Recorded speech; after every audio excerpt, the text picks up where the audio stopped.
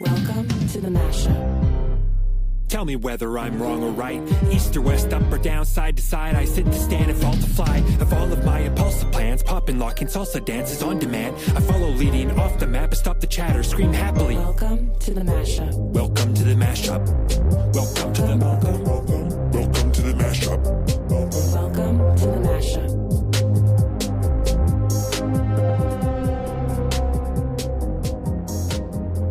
Twos makes mistakes from time to time. Now, as anybody who's ever had a box of wine before knows, it's not the actual box that contains the wine. There's a bladder inside that has it. And as the wine starts to empty from the box, you've got to kind of just adjust things to get all the wine out. I bought a box of wine like last summer because we were going to have a bunch of people over and I was going to make sangria. Twos makes really good sangria, but that ended up not happening. So the box of wine has sat in our cold storage room for this whole time. And then Mrs. Twos needed a bunch of red wine for some cooking of a giant stew she made. And so it was open. And once you open it, you got to finish it. So over the past, I don't know, week or so, been trying to pick our way through it. And as we're getting towards the end of it, you know, you pull it out and you're kind of squeezing it and trying to get that last little bit of wine out. And you always want to come up with clever ways to do this. Anytime someone's got a box of wine, like, oh, here, do it like this, or we're going to try this. And Twos thought it would be a great idea to try and just blow it up first and then be able to tilt everything out.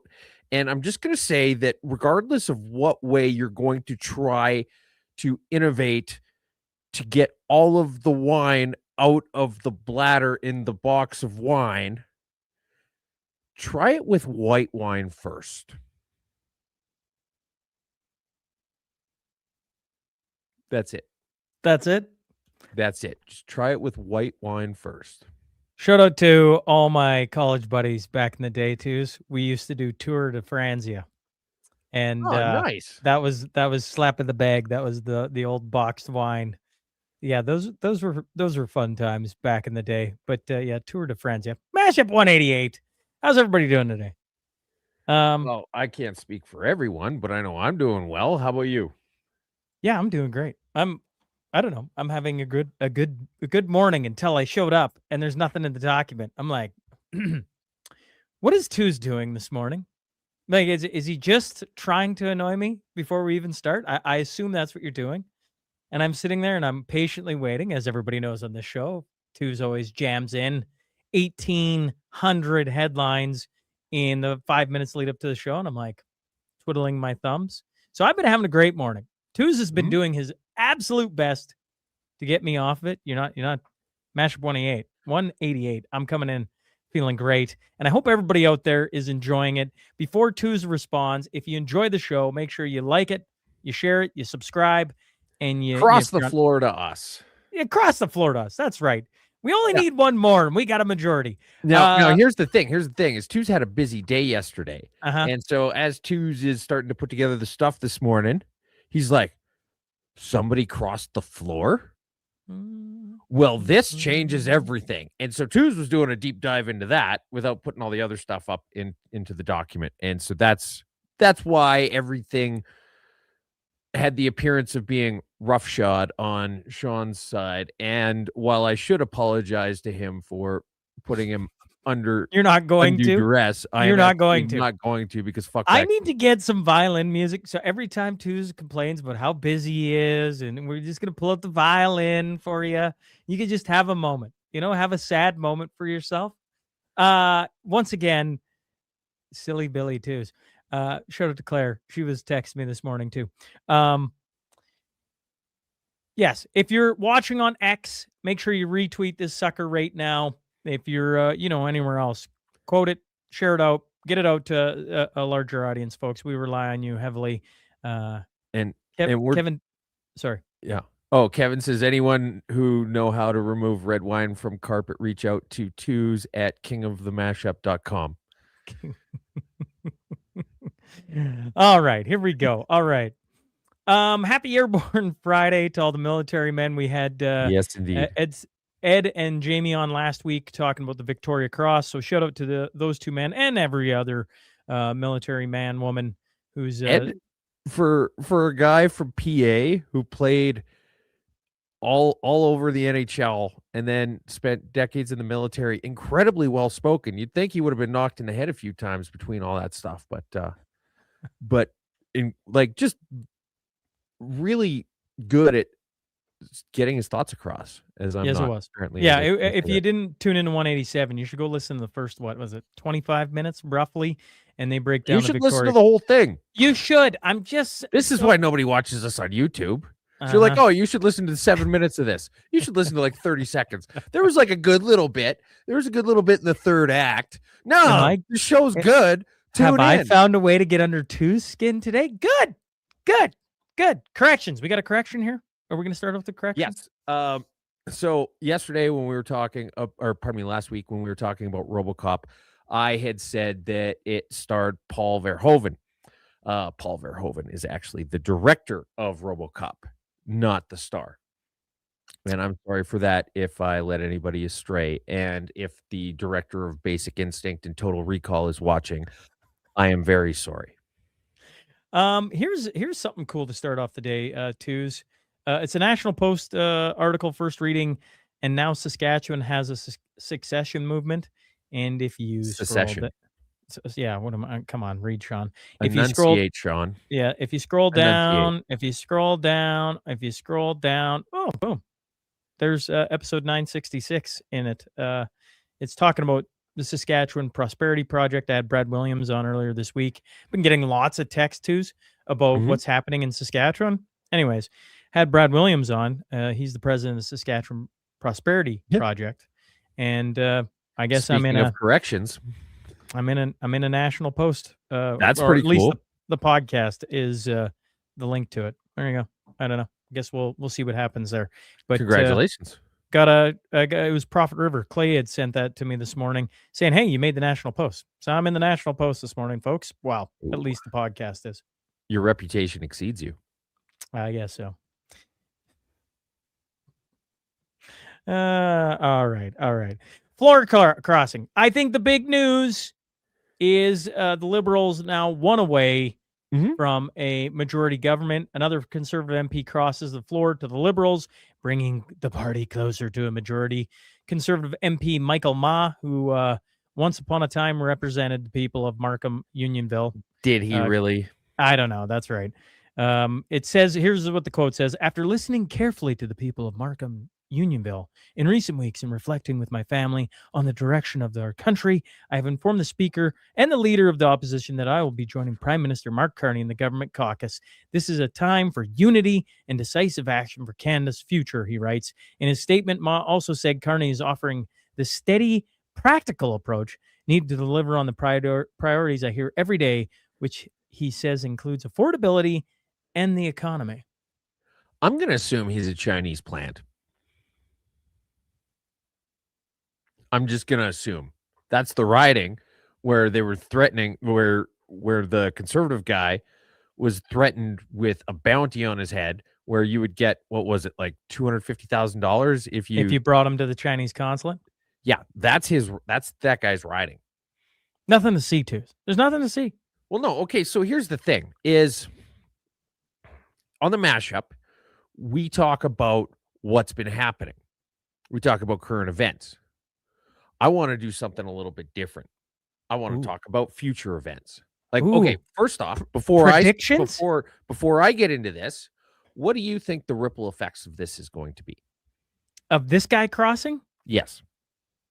Well, the Liberals are going to get a majority here in the next month, 6 months. I mean, we had Nova Scotia MP Chris D'Entremont, right? He crossed the floor. And then the same week, we had Alberta MP Matt Genereux, who had rumored to be across the floor, announced he'd be resigning.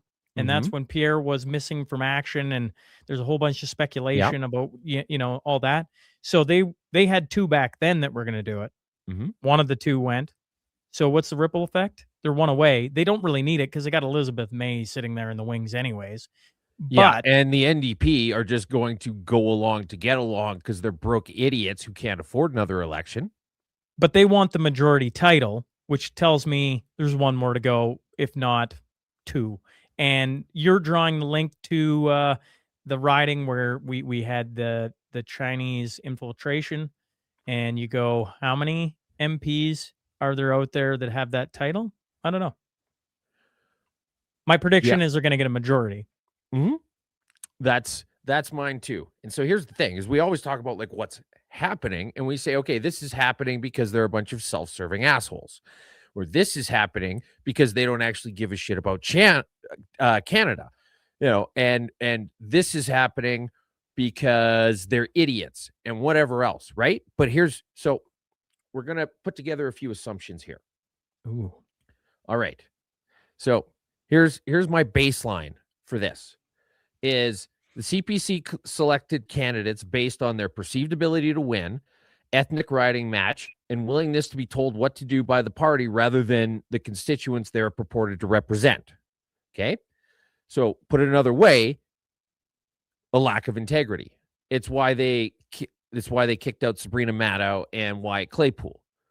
They want people who are fucking sleazy, because those are the people that they can get to toe the party line, regardless of whether it's in the best interest of their local constituents or not, because it's uniformity over representation. Okay. And to be clear, I'm talking about the conservatives here, but it applies to all parties.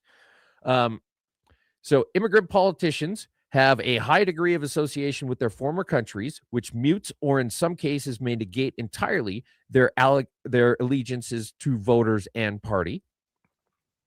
Politicians are self-serving douchebag assholes whose cornerstone interest is their own fucking self-interest. Okay? And swing ridings are most likely to be part of this because MPs face lowest potential voter backlash. The MP for Yorkton isn't going to cross the floor anytime soon. So while Carney can offer them perks for crossing over, it has to be framed around likely re-election prospects. And Carney wants more than one. If he were to limit himself to one, he would have to offer that one a lot. He would be bringing into effect the prisoner's dilemma. And if the MPs know that there are a lot of them doing it together, it reduces the perception of betrayal. So what we're going to see is probably somewhere around 3 to 5 MPs crossing the floor in the near future. And it just so happens that I have a list. So here is the list of 10 likely MPs who are going to cross the floor, of which 3 to 5 of them will ultimately cross the floor. And this is the two's prediction. Chak Au, Michael Chong, Arpan Khanna, Parm Gill, Jasraj Hallen, Kenny Chu, Alice Wong, Tim Uppal, Bob Soroya, Harb Gill. I'm calling it now. 3 to 5 of those people are going to cross the floor together in the near future. And they're doing it based on the assumptions that I made. And when that happens, we can definitively say that the best fit analysis for why they did it is all of the things that I just laid out. Number one among them being that, to reiterate, politicians are self-serving douchebag assholes whose cornerstone interest is their own fucking self-interest.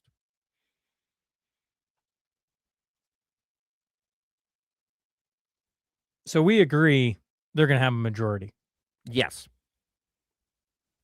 So buckle up, Canada. She is rough now. She's about to get a little rougher in 2026. Yeah? Mm-hmm. So Bill C9 is going to pass. Congratulations, everybody. Whoa. Bill C9. Mm-hmm. Bill C9 was going to pass whether or not they get the majority or not. That's fair. I'm springing it on people, but Monday's episode is Fatine, and she walks me through C9 right now in committee. As I understand it, 10 members, 4 conservative, 4 liberals, 2 bloc. The bloc are siding with the liberals means they got them 6-4. So we can raise all the big stink you want. Just simple math says, no matter how long it drags out, 6-4 comes back for third reading. I mean, you'd have to have a landslide of liberals decide they don't want this. Do we predict that? No. Well, Now here's the they're thing: is everything's about their own self-interest, and the less people know about the chicanery that happens in Ottawa, the more likely they are to vote Liberal. So- Therefore, it's in their own best self-interest to limit the amount of discourse that people can have about the bullshit happening in Ottawa, and that means that, yes, they are going to support Bill C-9.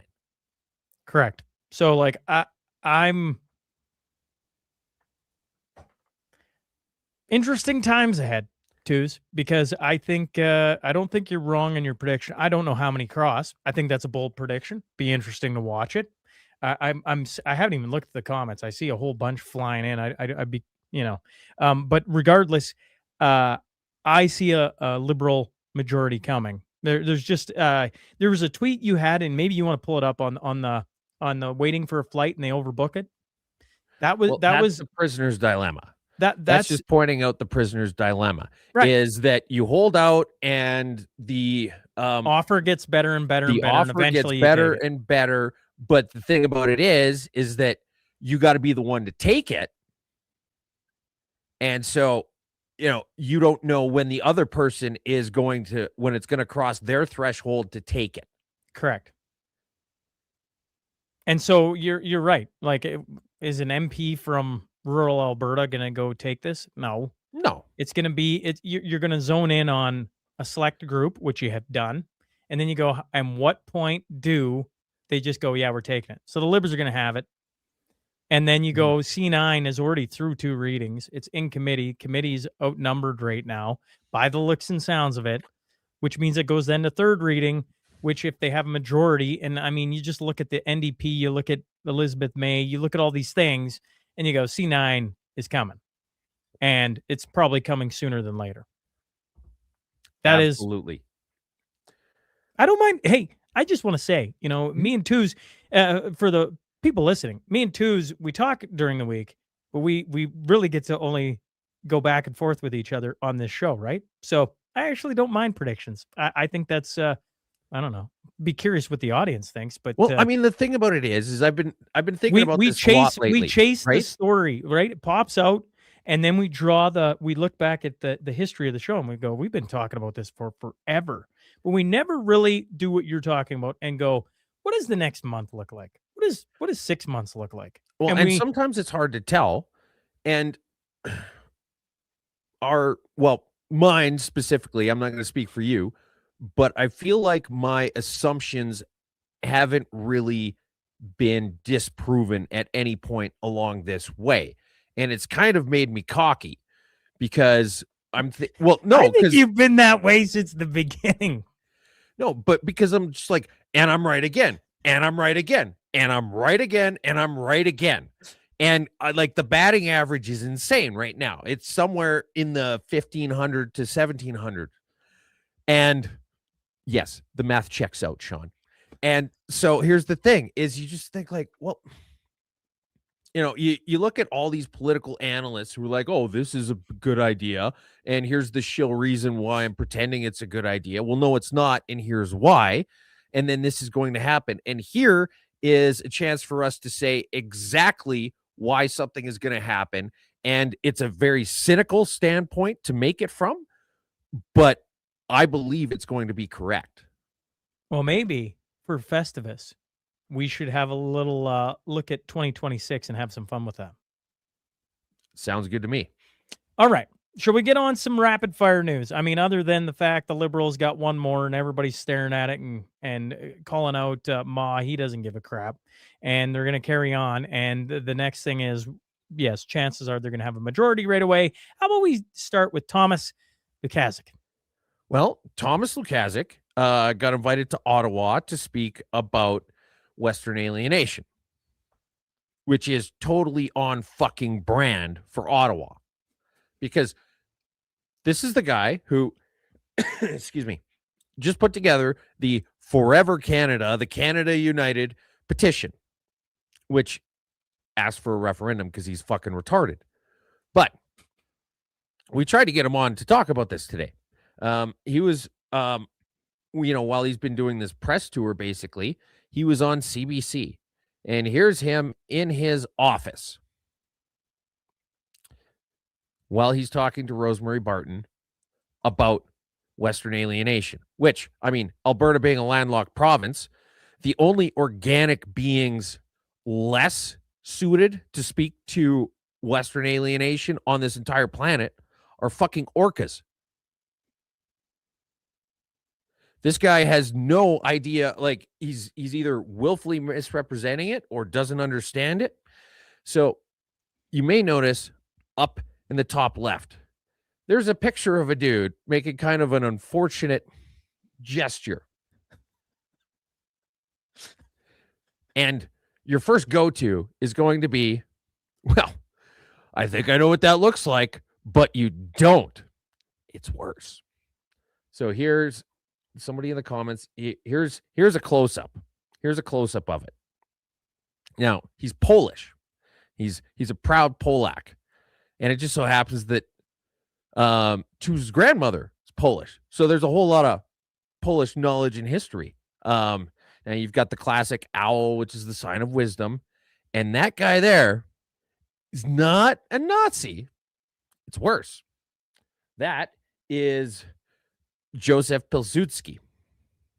Now, for those of you who are uninitiated in Polish history or Polish politics, he is the former leader of the Polish Socialist Party. The Socialist Party of Poland, I think, is technically what it was called. But the Polish Socialist Party, he was the leader of that party when Poland gained its independence. So you have the former deputy premier of a supposedly conservative party who's advocating for unification within Canada with a picture of a Polish socialist who led the party or led the country to freedom and independence. Walk me through how any of that makes a lick of fucking sense. It would be better for him if that was Hitler. Okay. Liberals push back launch of firearm compensation. You don't have anything to say about that? I think it's in my brain. I'm going, how is it possible you can organize 500,000 people to sign a petition and you can't realize the history of what you have behind you? Well, because this is the founder of Poland, basically. And so you're just like, well, I'm Polish and I'm proud to be Polish, and this is a guy who accomplished something great in the country. He gave us our independence and the formation of Poland. You're like, but just think that through for a second. Think that through for a second. Follow that thought through all the way. And you're going Thomas, to if you're listening, could you just think it through just for a second? Yeah, I'd love to hear your reasoning. And I really wish that you were willing to come on this show and talk about it. I wonder why he doesn't go, oh, I want to go on the mashup so bad. And then I'm like, him and Tu, wouldn't that be a fun conversation? I guess Keith Wilson challenged him to a debate on Jesperson. Jesperson said yes. And Lukasik has been crickets. So. You know what? I'll have a debate with him. I'll moderate a debate with him. I've moderated debates before. I moderated the Maverick leadership debate. So I've got experience doing it. I'd be happy to moderate, or I could appear on as you know what? Because Keith Wilson's a juggernaut. If you want to go against somebody who's nowhere near as capable as him, if you want easy pickings, Thomas, come pick up on twos. You'll have your way with them. Yeah. I mean, you might have to sidestep questions about the Polish socialist independence movement, but all right. But I'm sure you'd have Let's get this thing back on the road. Back on the road. 188 here. We're all over the place. Liberals, oh, we're into the toolies for sure. We're having a time. We're back when you're like 18. You got the souped up truck. Not that I ever had one, and you are driving through the snowbanks because you think it's fun. That's what we're doing right now. It is fun. Yeah, liberals push back. When did it stop being fun? When I had to pay for said truck, and I still don't have the truck. Right, like I still don't have it. You just baffle me sometimes. All right, City liberals. people. Can I say a headline here? No, am I not allowed to You do can that? try. Liberals push back launch of Say the firearms headline. compensation program for individuals until January 2026. Yep. Do you need to know more? And Well, Yukon will originally not it was supposed to participate. launch. It was supposed to launch before the end of 2025, and they Yes. had a very successful rollout in Cape Breton. And if you don't believe me, that's literally what Gary Anand-Sagri said. He said it was a very successful rollout. The 22 guns that they got back from Cape Breton was a successful rollout. And because it was so successful, they've decided to delay it. I should bring this up. This going back to the C9 thing. Zane said also in the committee, the witnesses have been blocked by the liberals. So there you go. That also is added in there. Sorry, what's that?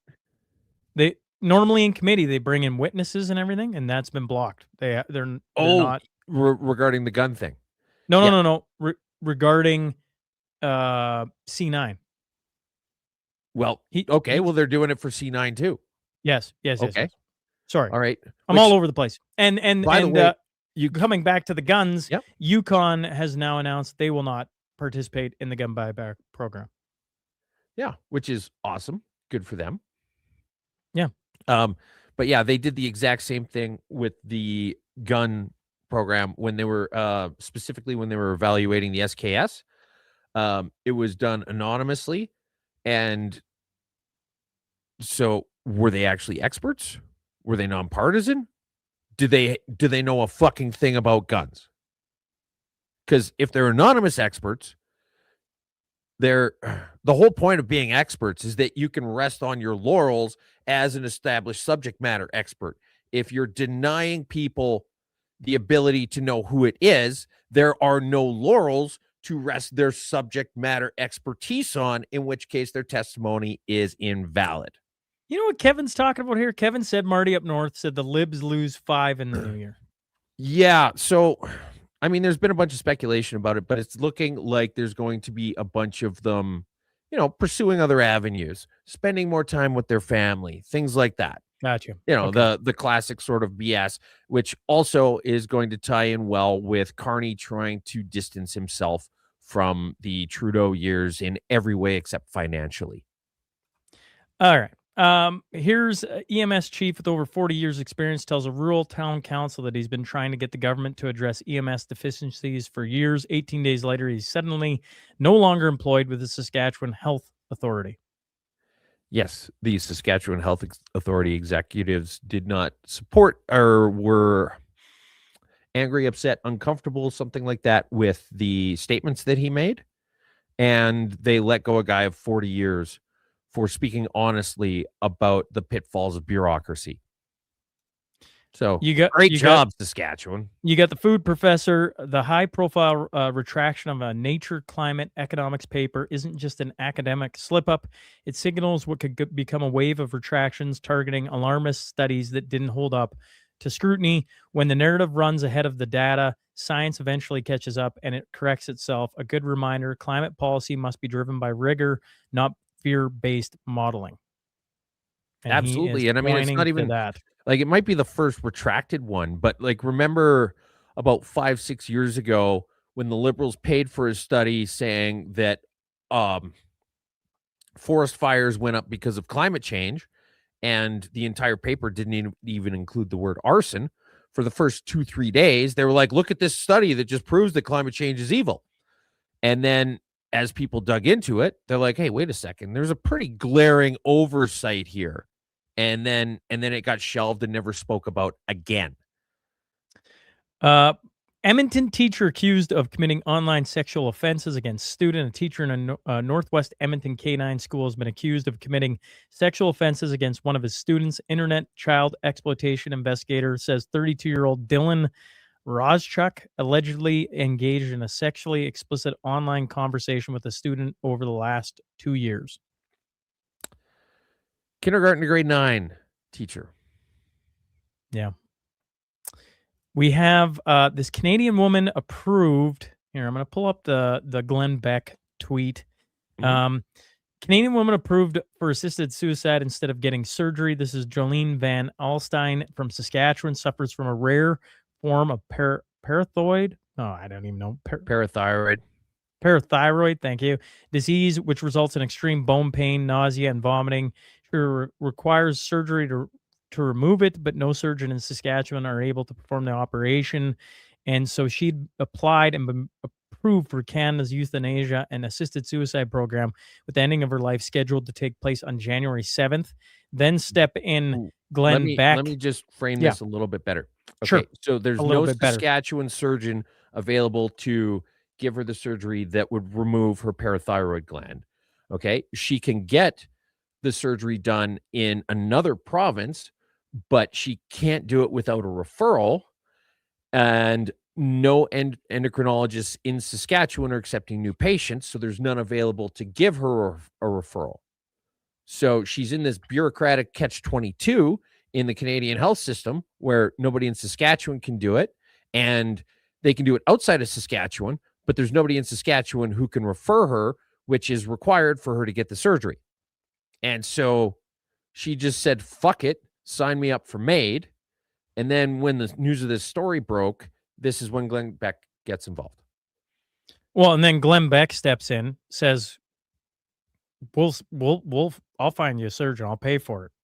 And so there's been this ongoing update, right? So here's update 3. Jolene does not have a passport to gain legal entry into the U.S., but my team has been in touch with President Trump's State Department. All I can say for now is that they are aware of the urgent life-saving need, and we had a very positive call. So they've been in touch with her now, and they're trying, Americans are trying to get Canadians who are on MAID's list, signed up for this thing, down to the States to get the treatment that's and are easily available to just be like, don't kill yourself. Like, there's options here. We'll give you the options. Yep. Yeah, this is Canadian healthcare. This is the best healthcare system in the world that everybody wants to defend. And anytime anybody wants to suggest any possible amendments, changes, tweaks, or whatever, say, what do you want? U.S. style healthcare? Well, guess what, motherfucker? U.S. healthcare is going to be saving this woman's life, asshole. Unfiltered comedians Sioux show should be canceled. First Nation chief, the chief of Garden River First Nations, is calling on Sioux Community Theater Center to cancel the performance of a controversial comedian coming to town in March. Chief Karen Bell said she's against Ben Bankus performing in the Sioux because his jokes about Indigenous people and residential schools are inaccurate and crude. Yes. By the way, I have a bone to pick with Ben Bankus. I've been bugging him to try and come on here and talk about these show cancellations that he goes through, because I want to get him and Uncle Hack on at the same time to talk about it. And Ben Bankus has just been blatantly ignoring me. So fuck you, Ben Bankus, but also please come on the show. He was supposed to come on the podcast probably 8 months ago, and then it just fizzled out. And I'm the same boat. I haven't been able to get him on the show to talk about it. Well, I know I've got a couple mutual acquaintances. I might put a bug in their ear about putting a bug in his ear. But it's really funny, especially like when you look at that conversation that you had with Francis and the other gentleman whose name eludes Tom me. Flanagan. Thank you. So, for example, Indian residential schools separated children from their families without the consent of parents who didn't even know where they were living, Bell said. Well, that flies directly in the face of specific things that were spoken about earlier this week. So it's interesting that you've got this woman saying that Ben Bankus needs to have his show canceled because the things he's saying are crass, crude, and untruthful. And she's literally lying in the statements talking about how he's untruthful. I want to find this. Give me one sec here, twos. Speaking of Tom Flanagan and what he was talking Mhm. about,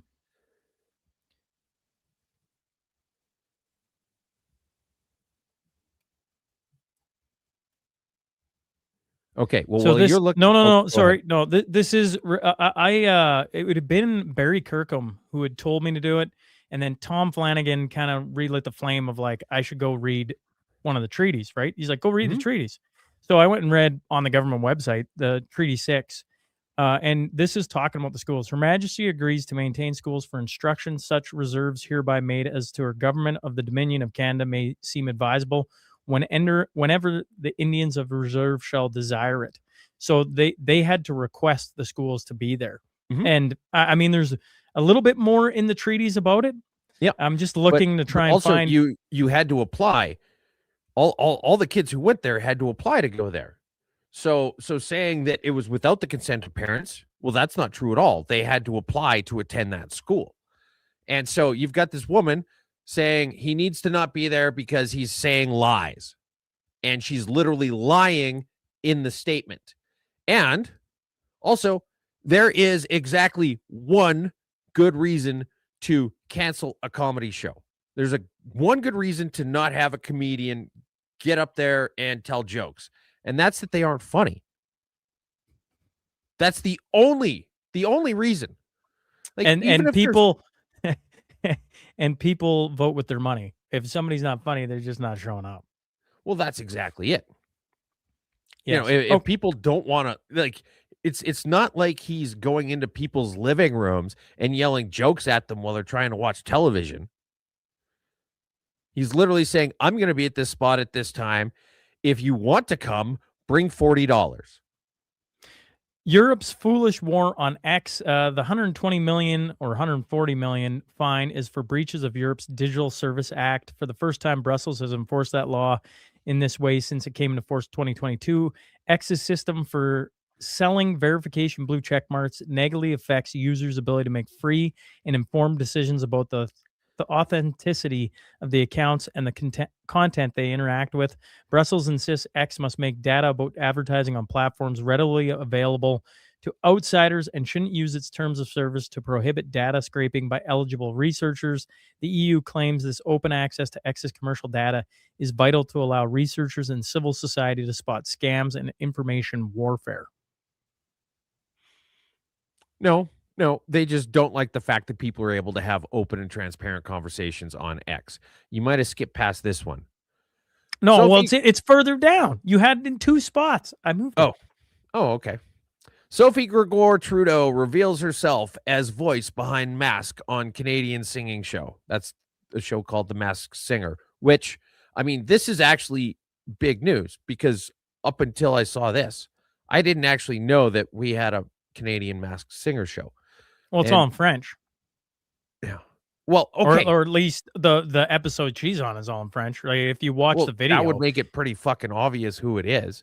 But seriously, what is it with these people and doing things to cover up their faces? Sean Ryan, I added this in. Congressman Dan Crenshaw threatens to sue Sean Ryan over questioning how he's basically made his money as a congressman. I thought that Mhm. was worthwhile to note. That's in the States, obviously. Here in Canada, there's Yeah, lots in of Texas specifically. yeah, and so that's something interesting to watch too, is as different people from different parts of the media and this type of media being attacked by people in government. Well, isn't it suspicious that people like Dan Crenshaw and Nancy Pelosi are some of the most effective stock traders in the world? Like, Hmm. they don't do it as their full-time job. The focus of their life is not stock trading.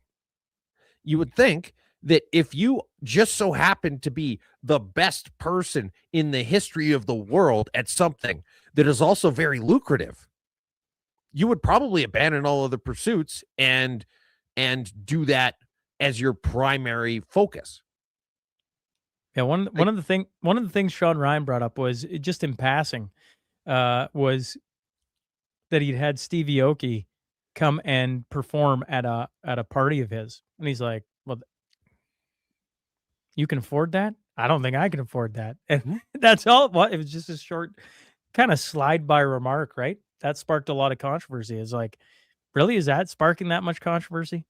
The fact that you have somebody that probably isn't showing up for, I don't know what that fee is. I certainly know what it costs to get certain people to show up for the Cornerstone. And I'm like, Stevie Aoki, I don't have the budget for that.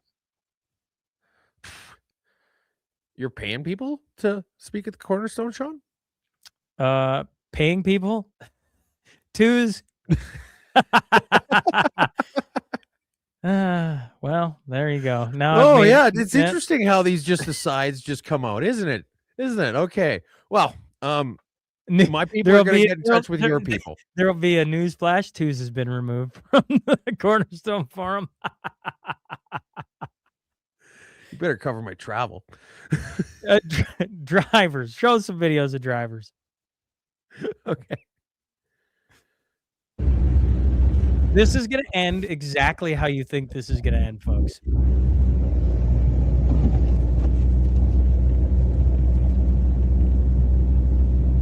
Wait for it.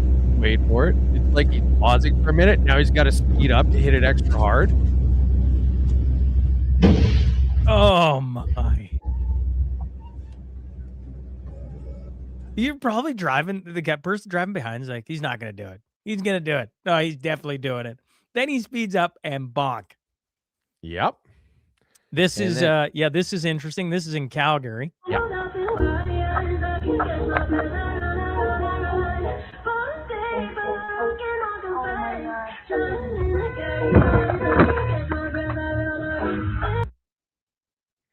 So, yeah. Yeah. Yep. And then do you want to show the Tim Hortons one? Yeah. Here's one too. Punjabi cab driver decided to change the oil, change the brakes, and this is his mini workshop. Can you believe that? Only in Brampton. Right in front of the Tim Hortons. Look at all that stuff he's got all busted out, and right in front of Tim Hortons. Well, he wanted to be near the coffee, right? I'm gonna have a coffee. I'm gonna change the oil. It's gonna be great. It's gonna be great. Yeah, well, it was. Some goofy news, if that wasn't goofy enough. Hundreds of Canada goose deaths in Manitoba leave wildlife experts perplexed. Yes. So what happened was that they found about 500 dead birds. Wait, before we In get to Manitoba. the dead bird thing, I'm surprised. Shouldn't that say hundreds of Canada geese deaths? Goose isn't hundreds of Canada goose. That's Come on, tricky. No. English major. Okay, I'm not an English major. Let's scrutinize a headline here for just 1 second before we get into the story. Hundreds of What Canada they're saying, goose deaths. What they're saying is that the individual death of a Canada goose happened hundreds of times. So grammatically, this is correct. It's not wrong. Interesting. Hundreds of Canada goose deaths. Now, you could say hundreds of Canada geese died. So Brett says hundreds already implies plurality. Like if you'd have Kevin said Sean is right, geese. So Kevin has been hit in the head so many times. He has no fucking idea what he's talking about. You're out of your league. Okay. If you'd have said hundreds of Canada geese deaths, that would imply that there was several groups of hundreds of deaths, which would just be weird. But hundreds of Canada goose deaths. You could have said hundreds of Canada geese died, but to say hundreds of Canada geese deaths, it's just unnecessarily cumbersome. Okay, carrying on. Sorry. You may now explain the story. No, I think I just did. All right. Well, there you go. That's happening in Manitoba. Okay. Yeah, and it's interesting because they're like, well, they found H5N1 in 54 of 726 individual birds, but not the birds that died. They tested 700 and some, and Well, they found it says the 54. Canadian Wildlife Service said close to 500 birds have been found in Niverville, Manitoba, small town south of Winnipeg, with 200 of those being picked up in the last week. Now, I mean, So yeah. well, the first thing I would look at is how many windmills are nearby. And the second thing I'd look at is how cold did it get? Because they should have gone south by now. And the fact that they didn't, maybe they stayed up because it was warm, and then all of a sudden a cold snap comes in and they're like, "Brrr." Don't know. We'll keep you posted. Nova Scotia First Nations bans premier from Indigenous land in wake of cannabis crackdown. Last week, Nova Scotia's Justice Minister directed all police agencies in the province to intensify enforcement aimed at stopping illegal cannabis operations and to report back on their activities. And then Nova Scotia Mi'kmaq First Nation has banned the province's premier and two of the ministers from their lands as undesirables in the wake of a recent directive from the province for police to crack down on illegal cannabis sales. They signed a ban council resolution declaring that Nova Scotia Premier Tim Houston, Justice Minister and Attorney General Scott Armstrong, and Minister of Indigenous Affairs Leah Martin are banned as undesirables from all Sipkanakadik banned lands, said in a press release. It goes to say the Nova Scotia provincial government has no jurisdiction on reserve lands.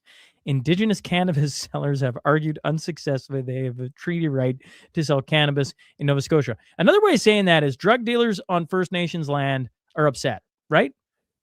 Well, yes. Well, technically, it's not the drug dealers. It's the band and the chief who decided that because Nova Scotia is cracking down on illegal marijuana sales, the government is no longer, the head of the government is no longer allowed to come visit them, which he probably never would anyway.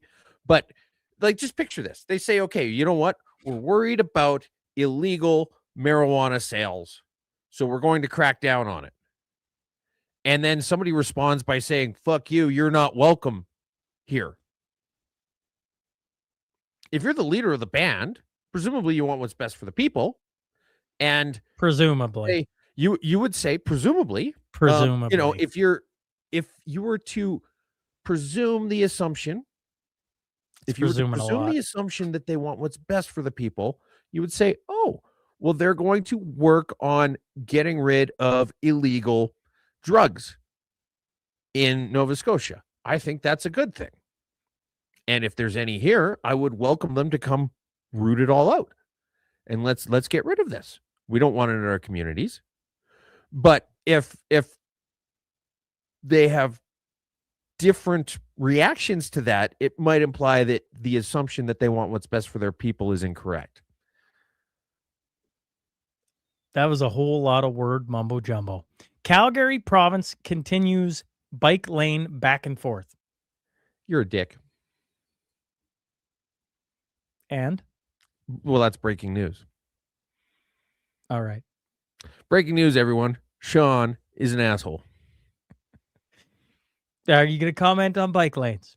Or can I just scroll by this because I don't really care? Well, actually, this is very interesting. Okay. So I'm not against bike lanes. What I am against is having bike lanes that don't make sense being put in places where they don't make sense.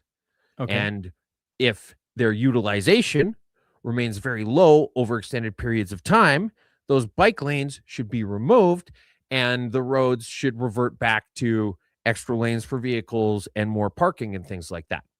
Sounds like a lot of common sense. Carry on. And that's exactly it. And so the federal government, well, Devin Dreeshen, who's the Minister of Transportation, I think is his official title or something roughly equivalent to that, had asked the city of Calgary for data about bike lane usage. And this was back when Jody Gondik was still in charge. And she was like, fuck you, I do what I want. And so they're saying that right into losing an election. Yep. Yeah, Carry on. Yeah. So she did everything she wanted to except win the election. Now, as far as I'm concerned, it's the city of Calgary, and they should be able to do whatever the fuck they want. I'm actually siding with Gondek on this. They shouldn't have to justify their decisions to the Alberta government. They should, however, have to justify them to the people. The Alberta government should not have a fucking say in how many bike lanes. If Calgary wants to turn every last road into a bike lane, it's their city. Let them do it. They've got to answer to the people living there, not the overarching government. But I do like the fact that there's actually potentially going to be a bit of a discussion about how unsuccessful the rolling out of these bike lanes are. Andrew Coyne, the charter is basically optional now. You have such rights as the government decides to give you, not as much rights as permissions. What do you think about that, Sean? Well, I like the comments down here from Randy Hillier and Carla Treadway on my feed, right? They point, well, they basically just, I like Carla's last word. Your Alberta derangement syndrome brings you out, right? When it's like, but people have been saying this for how long, Twos? Well, How long? I think the constitutional discussion has been going on for about 5 years. And the people who were complaining about it before, I think the words Andrew Coyne used were unfashionable yobs. And now that it's something he doesn't like, he's all fucking upset about it. And so this, to be clear, is about the Alberta UCP using the notwithstanding clause to You think he could get any more flags in there? he probably ran out of characters. I don't even know what the last two are. What are the last two? If you hover over them, will it tell you? Nope. Okay. Well, that's a damn shame. Somebody watching certainly knows. But hey, add another flag, Andrew. Add another flag. Yeah, one of the ways you can tell me things without having to say them. Yeah. many Yeah. flags. Basically, I mean, it's like when people had the syringes in their bios. And you're like, you don't have to tell us. We already know. We already know. We can tell by your pronouns. Squirrel Nut says, hey, I've got a team for the MASH spiel. Shout out to that. All right. That's cool. Yeah. MASH built January 17th. We have a limited time here before we get there. We'll talk about it in the community notes, but we're running out of time. It's a little over a month, and teams of 4, or you can sign up as an individual. Well, Marty here's up north, the thing. Chuck You don't- Brodnick, Jamie Sinclair, Eva Chipiak. Yep. Twos. Well, depending on how much we negotiate for, because apparently that's on the table now.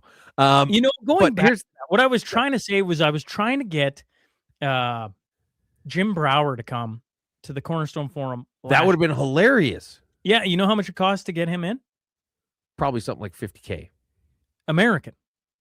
So when you go, oh, you pay, and I could see how I'm like, it's not what I'm talking about, you jackass.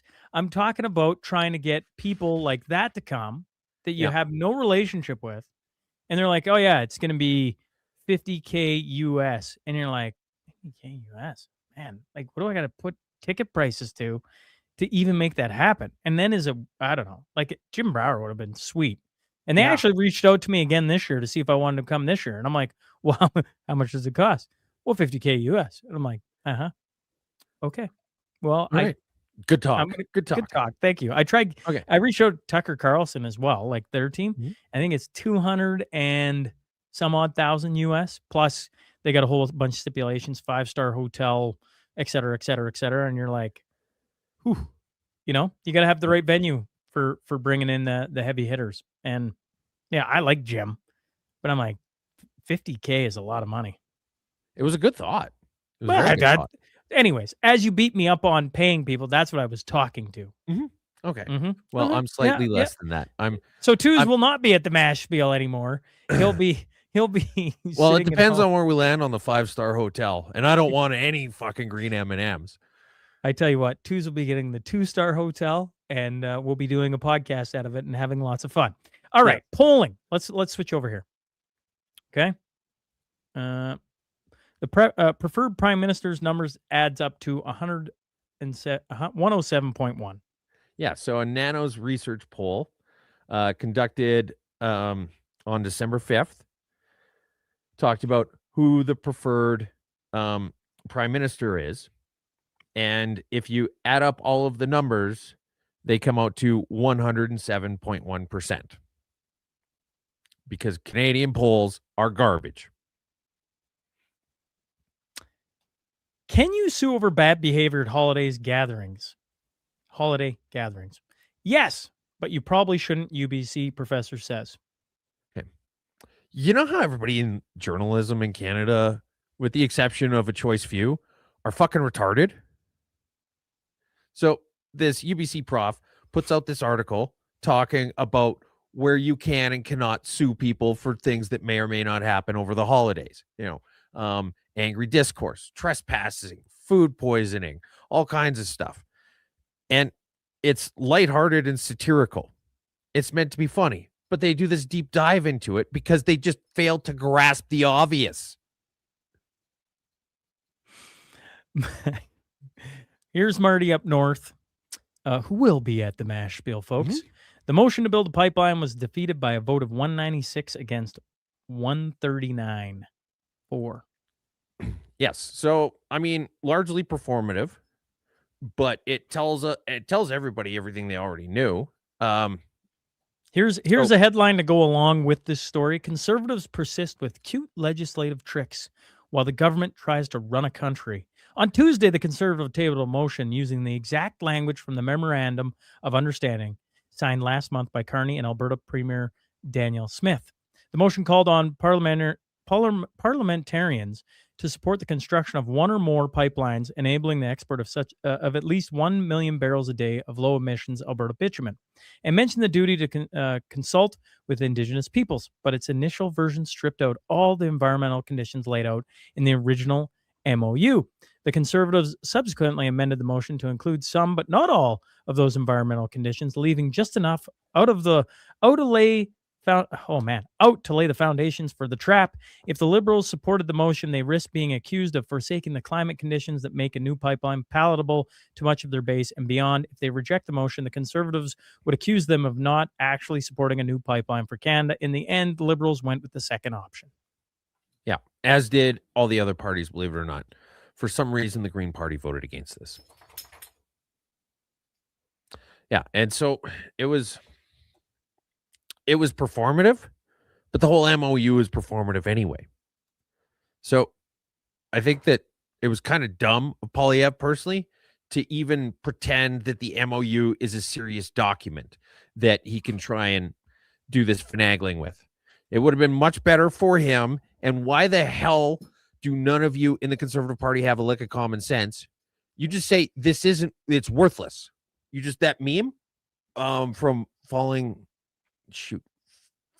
rivers or whatever, where they go, this is worthless. That's exactly it. That's the whole MOU. That's it. Quit pretending it's something it's not.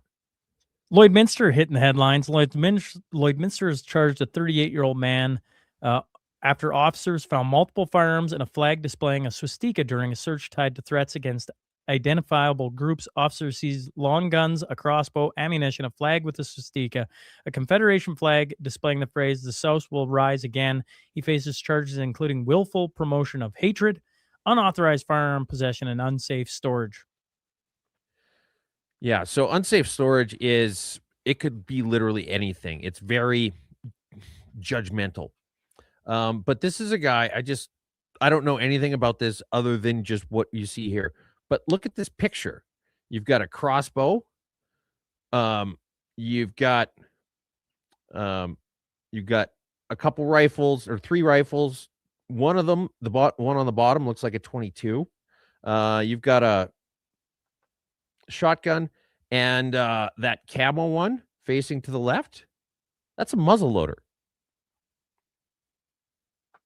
And that's why you can see up above it, you've got that bottle that's just filled with gunpowder, and then you've got the slugs underneath it, and then you see some jacketed ones beside it. This is the armament that you would find in every farmhouse in rural Canada. You've got a couple hunting rifles, a shotgun, a 22, a muzzleloader, and a crossbow. I'm really curious to hear how this all plays out and some more details, because this looks like more of a fuck you than anything else. I'm And kind of yeah, the swastika is not great. I'm just kind of curious what the heck he was saying. Well, that's exactly it. I want to hear, because I don't know, maybe that's his great grandfather's flag. Because when you look at the firearms laid out there, they're all very normal. Well, we'll see if we can't pay attention and see where that goes, folks. But yes, the willful promotion of hatred. So we'll see where that ends. She who will not be named. Do you want to show that? Do you want to show that? I didn't think we were ever going to have She Will Not Be Named back on this show. Are we showing this? Oh my goodness, there she is. Okay. So here's the thing. This is the same thing with inviting Thomas Lukazik up to Ottawa to talk about Western alienation. If you have somebody who looks like this, a fucking ginger, testifying in Parliament, you're not doing it because you want to have honest answers. You're not looking for intelligent discourse.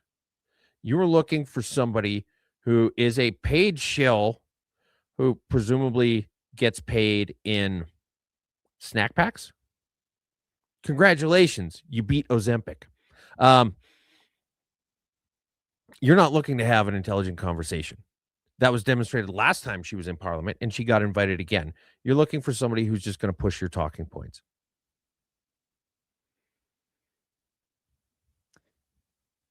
Ron DeSantis. She beat Ozempic? Nothing? I'm sure somebody's laughing somewhere too. This is where I need the button where I can have some laughter in the background for you. Or a Oh my gosh. Anyways, Ron DeSantis. This must be what it's like to just, if you were starring in Arrested Development or Scrubs, those ones that don't have laugh tracks. You'd be like, I don't know, did the joke land? Ron DeSantis. Florida Governor Ron DeSantis on Monday designated one of the largest Muslim civil rights and advocacy groups in the U.S. a foreign terrorist organization, following a similar step by Texas last month. The directive against the Council on American Islamic Relations comes in an executive order DeSantis posted, and it also gives the same label to the Muslim Brotherhood. The order instructs Florida agencies to prevent the two groups and those who have provided the material support from receiving contracts, employment, and funds from a state executive or cabinet agency. Oh. So the headline, here's the thing. The headline, Florida governor declares Muslim civil rights group a terrorist organization. Well, doesn't that just sound super mean? CARE is a designated terror group in the UAE and other Arab nations. Its leadership has connections to Osama bin Laden and Muslim Brotherhood, and has previously praised terrorist attacks. Was any of that in the CTV article? No. Ties with Osama bin Laden. He's one of the worst people ever, aside from cisgendered heterosexual men. Here's how bad he is that he's Middle Eastern and they still don't like him.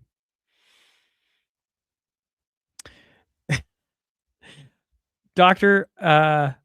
Heidi Fry, define the predictors who said we'd lose 4,000 jobs in November. Canada's economy is humming, twos. It's humming. We gained 181,000 since September, mostly among the youth. And that is the MP of Van Center. Yes. So what happened is that Canada gained 54,000 jobs this month. Great news, right? Sure. They lost 9,000 full-time jobs and gained 63,000 part-time jobs. And they're touting it as a win.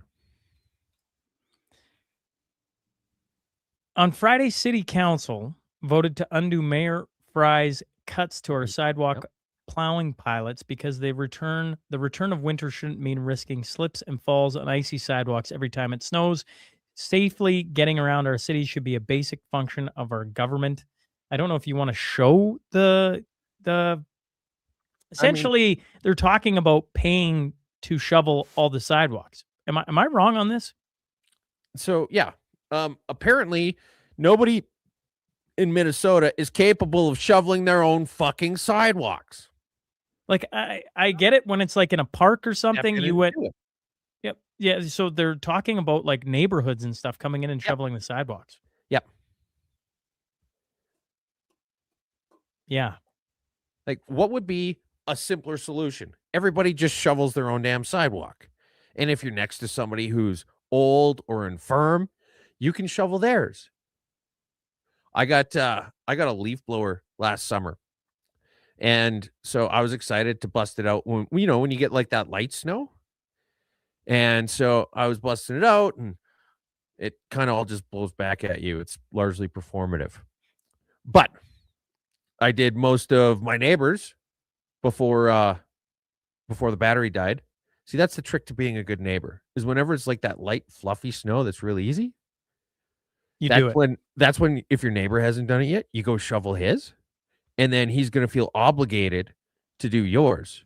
But And you wait statistically for speaking- you just wait for that mean snowfall. You're like, well, if I wait long enough. Well, you don't ever say anything, but he'll feel like he owes you. And then if he's out there and it's a big bastard of a dump, he's going to shovel yours. And meanwhile, you basically just went over there and was like, do, do, do, do, do, do, do, do, do, do.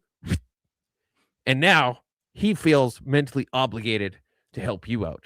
Sticking with Minnesota, I feel like we showed this last week, but regardless, do you want to show Tim Walz again? I feel like you No, we had it in the notes, but we we didn't didn't show it? talk about it. Oh, okay. Yeah, so we had this, Retarded is coming back. It's making a comeback. Yeah. Well, retarded never really left. And I'll tell you what, in my time on this, I'd never seen this before. People driving by my house and using the R word in front of people. This is shameful. And I have yet to see an elected official, a Republican elected official, say, you're right, that's shameful. He should not say it. So look, I'm worried. We know how these things go. They start with taunts, they turn to violence. Tim Walz, former running mate of Kamala Harris, is complaining that people are driving past his house and yelling retard. And even if it is happening, which I'm sure it is, you don't get up in front of people and say, people are driving by my house and yelling retard. Because you think that there's going to be more then. First off, there's going to be more of it. And secondly, it doesn't really do a lot in terms of cementing your like the gravitas. Like you look like a fucking idiot. And you're like, people are driving like it's the stupidest possible response to a completely expected thing because you are retarded. And the fact that you're up there talking about it makes you even more retarded because not only is it going to happen more, but everybody who saw that clip is like, well, maybe he is retarded. If anybody was still on the fence. Pablo Rodriguez leadership campaign, Quebec Liberals say $1,000 transfers to top volunteers was in full compliance.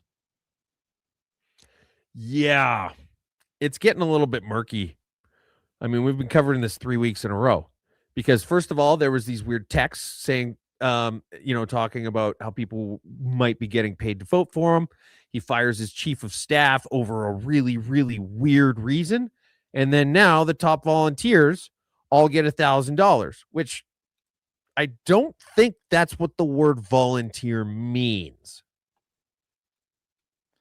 Here is CBSA. They served $36.9 million penalty to Ontario business for owner failing to declare exported vehicles. And they doesn't show that they were stolen, Twos. Well, it doesn't say that they weren't stolen is the thing. Mm-hmm. They 2,300 vehicles that they exported without any paperwork saying that they had become the legal owners of said vehicles. Now, do you remember when we showed that clip of that, Yes. that car crossing the river in Nigeria that had Quebec plates on it? Correct. Yeah. I'm going to go out on a limb and say there's a decent chance that that car got exported by these guys. What do we got? We got here, this one right here. The weather, okay? Canada going into a cryogenic deep freeze due to climate breakdown. Almost no living creature can survive the cold outdoors. Almost the entire nation of Canada will be colder than -10 Fahrenheit, with wind chills colder than -80 Fahrenheit. Now, -40 is -40. So almost the entire country is going to have -60 wind chills. Almost the entire country is going to have -60 wind chills. Now, what it fails to notice is that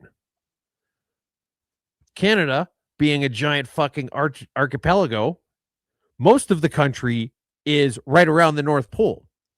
And so, yeah, it's going to get to -80 up there where nobody fucking lives.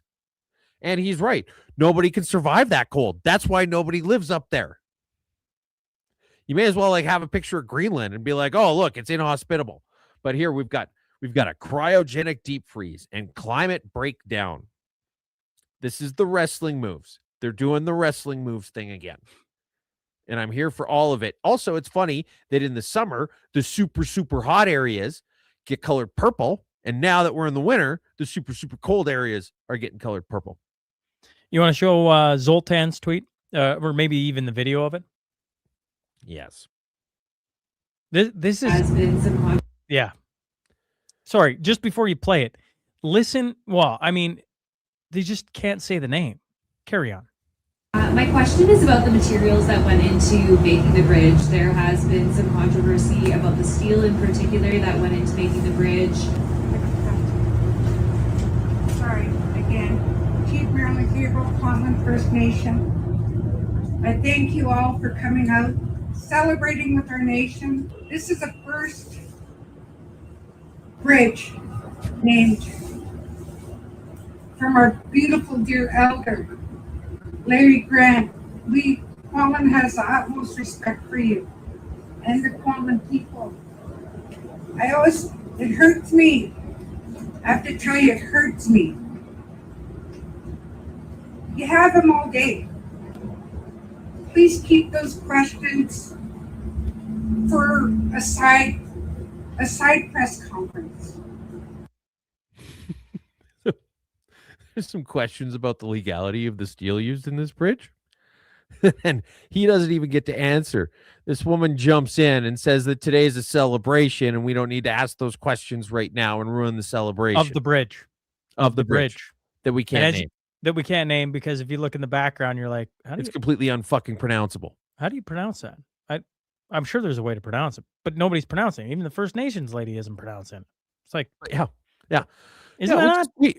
like it's in the IT crowd where that woman ducks into the boardroom and she's like, oh hey, there's some people here from the government, they just have a few questions about your tax returns. And then the CEO guy like just gets up, opens the window and jumps out of it. That's basically what just happened there. Forgive me. Did we not talk about this one too last week? Laura Well, Babcock? we talked about a previous version of this. So this same horse-tooth idiot, Laura Babcock, was talking last week about how MAGA cutting foreign aid caused 400,000 deaths. Okay, so this is a follow-up on that. MAGA cut of aid to world causing 600,000 deaths now. MAGA 200,000 people have died in the last week because of MAGA cutting foreign aid. That's if you do the math from last week to this week, another 200,000 people have died of starvation because of MAGA foreign aid cuts. Here's Sheila Gunn Reid, PCO documents from the POEC where they admit to censoring social media accounts related to the Freedom Convoy. But yeah, tell us more about how you're mad about foreign regimes doing exactly what the Liberal government does. This coming off of Foreign Policy Canada tweeting out, dissenting voices disappearing from your feed. It might not be an accident. Some foreign regimes silence critics through takedowns, legal threats, and intimidation campaigns. Yeah. And then readers added context to that tweet. The Canadian government is currently in the process of drafting Bill C9, which would criminalize forms of protected speech and protest. And then here's Sheila Gunn Reid bringing the receipts on them asking, did they do anything to censor social media accounts during the Freedom Convoy? And yes, the documents exist, so they did, but all the information's redacted. Because if Redacted. they hadn't, keep in mind, if they hadn't, it would have come back with no results. First Nations members raise alarm over $10,000 offers before gold mine vote. Dormant since it was closed 17 years ago, the SK Creek gold mine site in Talton Nation territory, 83 kilometers northwest of Stewart in a mineral-rich region known as the Golden Triangle. It goes down and it says on December 13th, 14th, Talton government is holding a vote over impact benefit agreement with Skeena Resources that it says will provide the nation with $1.2 billion in cash and $570 million in contracts and wages over the life of the mine. First Nation has never had the authority to establish their own conditions in the environmental assessment, make decisions, and set standards on how the mine would operate if the project goes ahead. So In the month, okay, it's a long article, but the Coles notes of it is that they preemptively did a $40 million upfront payment, which is broken down into $10,000 units, which are given to the people voting on this.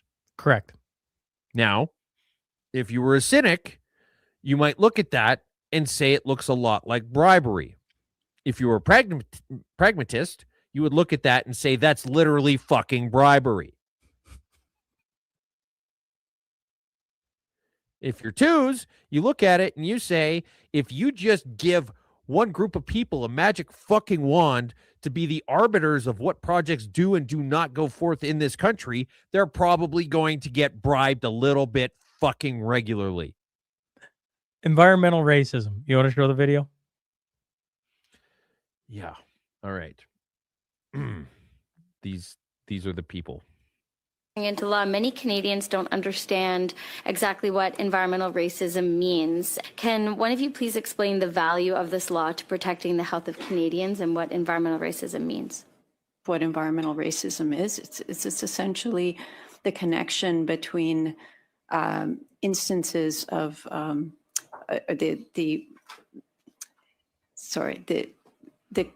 it's the intersection between sociological and other factors and instances of adverse environmental conditions.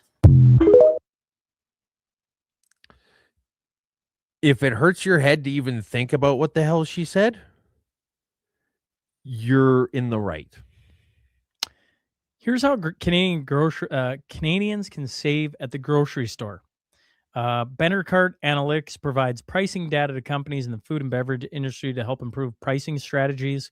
Their app is going to tell you how far you have to drive, how much your gas is going to cost, all added into the equation of who has the cheapest prices, essentially. And then in the same article, the National Zero Waste Council says Canadians do not necessarily need an app to save on food costs. There are three things consumers can do: buy what they need, use it up, and store it right. Yes. So we've gotten to a point in this country where we're trying to educate people on how to spend as little of their small remaining money on groceries as possible, because everybody's fucking broke because we're being taxed to death and every industry's stifled and the government makes every possible decision in the worst way they can. Here's Just Bins. He said Sass Party MLA should join a union so they can get more time off. The top is the Sass Party. The bottom part is the NDP.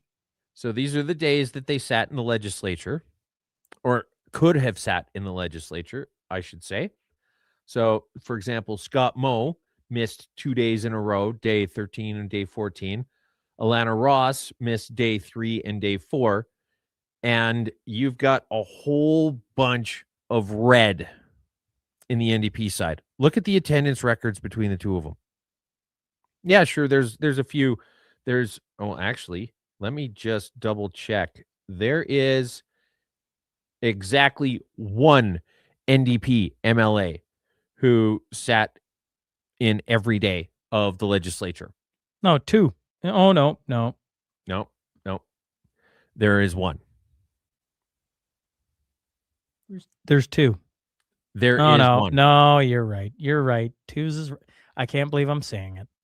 Twos. Why? Right. You say it every week. It happens all the fucking time.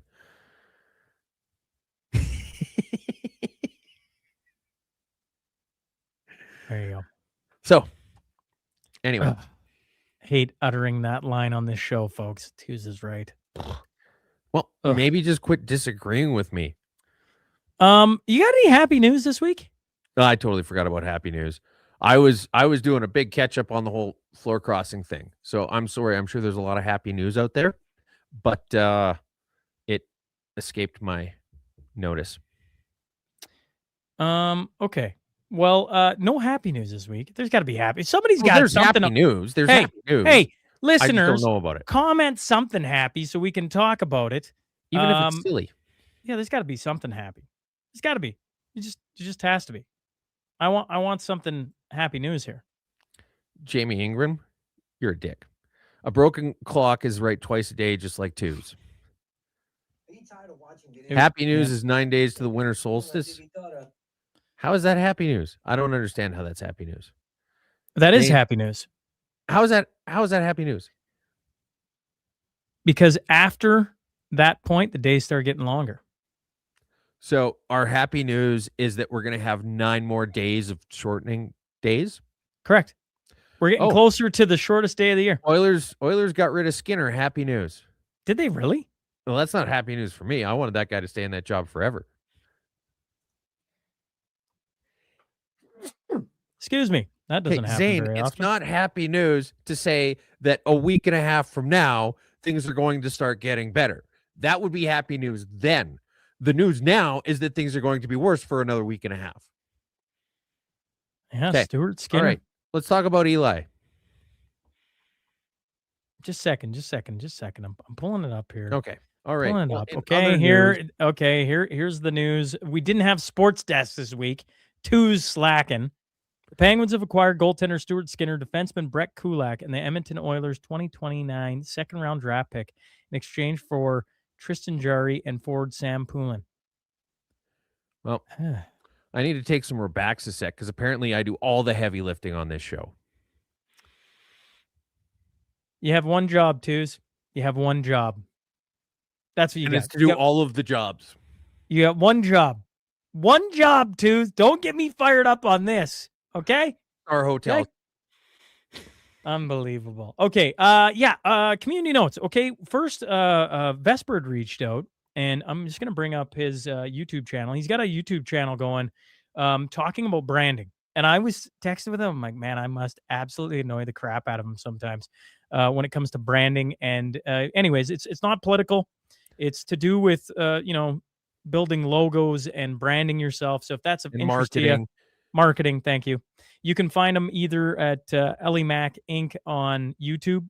And once again, it has nothing to do with politics. So if you're looking at starting a business or you run a business, or and you you're just like things that are interesting. Like, yeah, he's a really fascinating guy to talk to about any of this stuff. You can also find him just eli-mac.com. So if you're wanting to see some of his stuff, check that out. Okay. He's coming back on next week on the podcast, actually, too. On the Mashup or solo? Solo. Because Faytine comes on Monday talking about Bill C9, and she's linking it to the Block wanting Bill C9. I'm like, well, why the heck would they want it? She goes, I don't know, talk to somebody out of Quebec. I'm like, wow, I know the guy. So Vesper is going to come on, and we're going to talk about that and go from there. Okay. Other things. So shout out to Vesper, and he's obviously been on the show a bunch of times. We got a ton of time for Vesper, and if you're looking into some cool content or you want some help with branding, marketing, that type of thing, check him out and check out his YouTube as well. Community notes, the MASH bill. We already brought it up once. We're going to bring it up again. It is coming January 17th, so just over a month away, and it's going to be in Kalmar, just west of Leduc, and we're going to have some fun people there. Jamie. Here's the thing. I was just going to say, it's a lot more about just getting together and having a great day than it is about curling. So don't let the curling befuddle you. The trophies did just get engraved, though. So there are trophies coming. Okay. I want to ask about them, but I also want to just see them for the first time when it happens. Well, I'm going to spoil it a little bit because shout out to Tyler. They're like old school, right? Like they're old curling trophies. Yeah. And so yeah, we're gonna have a trophy for the winner. I mean, you got to have a trophy for the winner. I think I've got a curling trophy over there somewhere.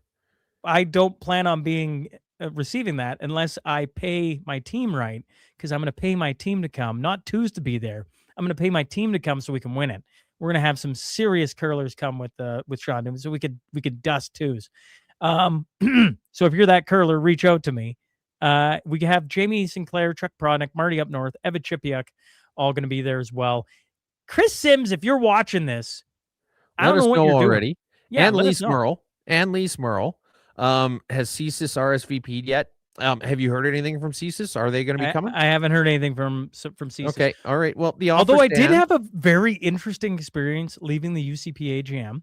I was walking out, and I was talking to the Independence truck that had a big sign, and the cops drove up, said, "Hey, Sean, how's it going?" And I was like, you talking to me?"